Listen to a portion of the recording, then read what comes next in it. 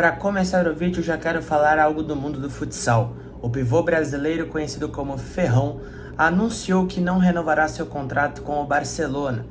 Então vamos aguardar aí o desfecho para saber em qual clube o Ferrão irá jogar na próxima temporada. Bom, antes de mais informações, uma breve apresentação. Para você que não me conhece, eu sou Eduardo, tenho 17 anos, meu maior sonho é ser um grande jornalista esportivo no futuro. E pensando em como que eu poderia seguir este sonho, eu criei este canal, juntamente no perfil no Instagram, onde eu publico informações do mundo esportivo. Caso seja de seu interesse, o link do Instagram estará aqui na descrição deste vídeo. Bom, vamos lá. Pela Copa do Brasil, o Souza da Paraíba venceu o Cruzeiro por 2-0 e eliminou a equipe mineira. Falando da Major League Soccer, o Charlotte FC anunciou a contratação do volante brasileiro Júnior Urso, que estava defendendo as cores do Orlando City na última temporada. Ele chega à equipe do Charlotte após passar por testes no clube durante a pré-temporada. Falando de pré-libertadores, Aurora e Botafogo empataram em 1-1. O gol do Aurora foi no finalzinho, já nos acréscimos do segundo tempo.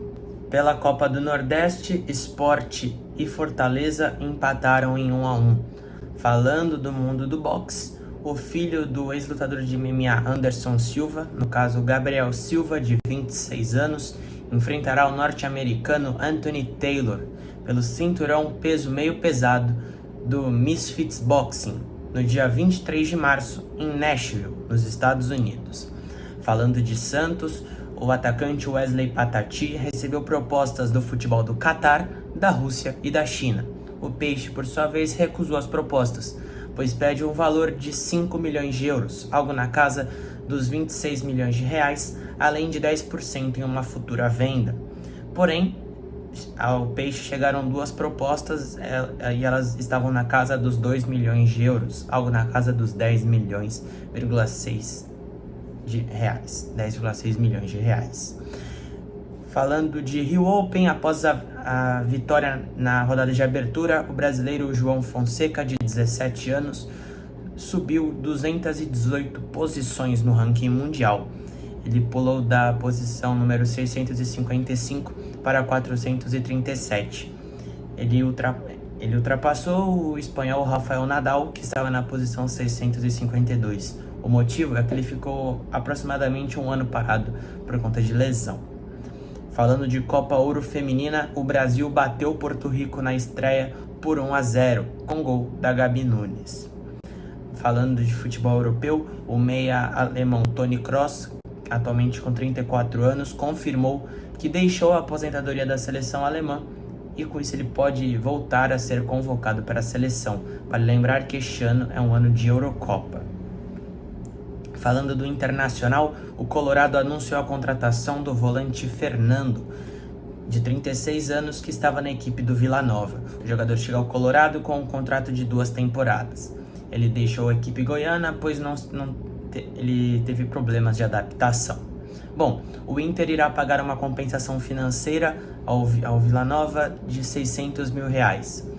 Este valor será em 2 parcelas.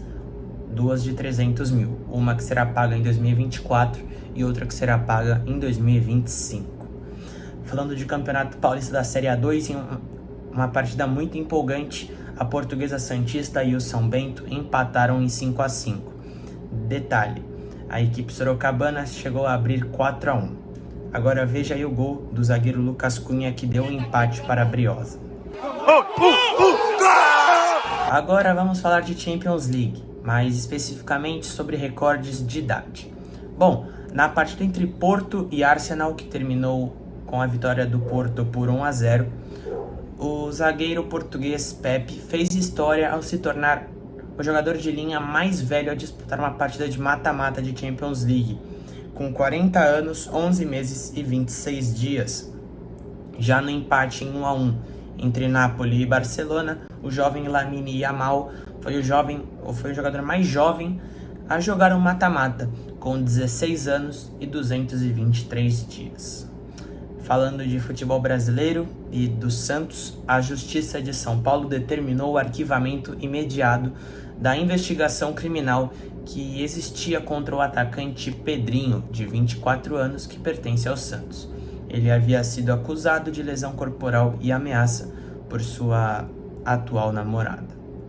Bom, falando de Palmeiras, o clube anunciou a renovação contratual do zagueiro Vitor Reis, de 18 anos, que tinha contrato até novembro de 2025 e agora tem um contrato válido até fevereiro de 2027. Inclusive ele está inscrito no Campeonato Paulista, então ele pode atuar já pela equipe profissional do Verdão.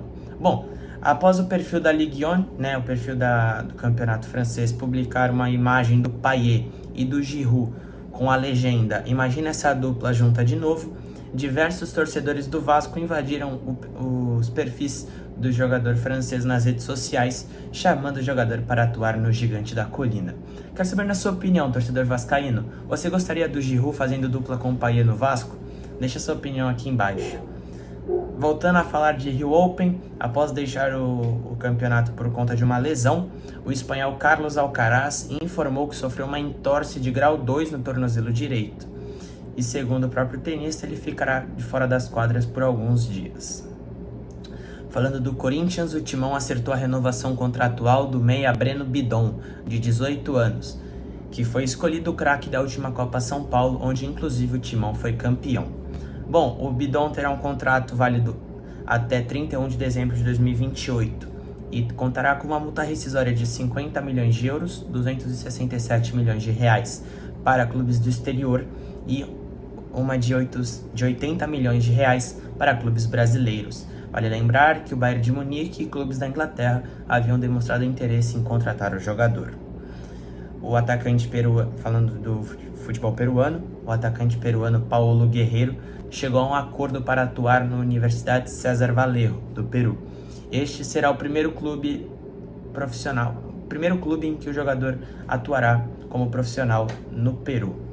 Falando de Atlético Mineiro, o treinador Luiz Felipe Scolari, o Felipão, estaria repensando se ficará ou não no Galo, por conta da pressão da torcida em decorrência dos resultados não muito satisfatórios.